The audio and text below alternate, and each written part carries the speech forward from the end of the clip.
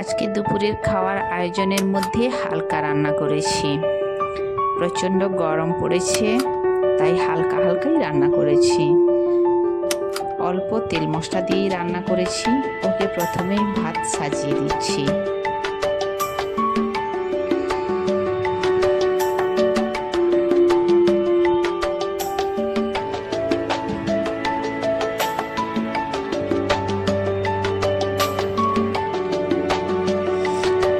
সাজিয়ে দেওয়ার পর মাছের পটকা ভাজা দিচ্ছি, তার সাথে এক টুকরো কাঁচা পেঁয়াজ দিলাম। মাছের পটকা ভাজার সাথে কাঁচা পেঁয়াজ খেতে খুব ভালো লাগে।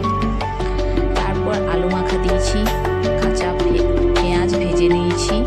ভেজে নিয়ে সেই পেঁয়াজ ভাজা দিয়ে আলু মেখেছি। আর লাউ শাক রান্না করেছি।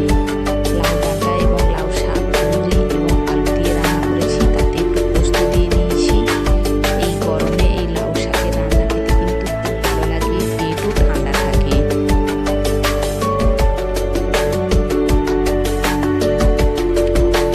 খুব হালকাভাবে আরেকটা জিনিস রান্না করেছি, সেটা হচ্ছে বাটা মাছের তেল ঝাল।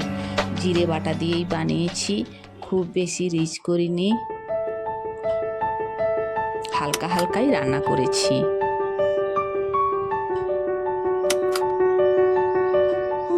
এরপর বাজার থেকে শোল মাছ কিনে নিয়ে এসেছিল।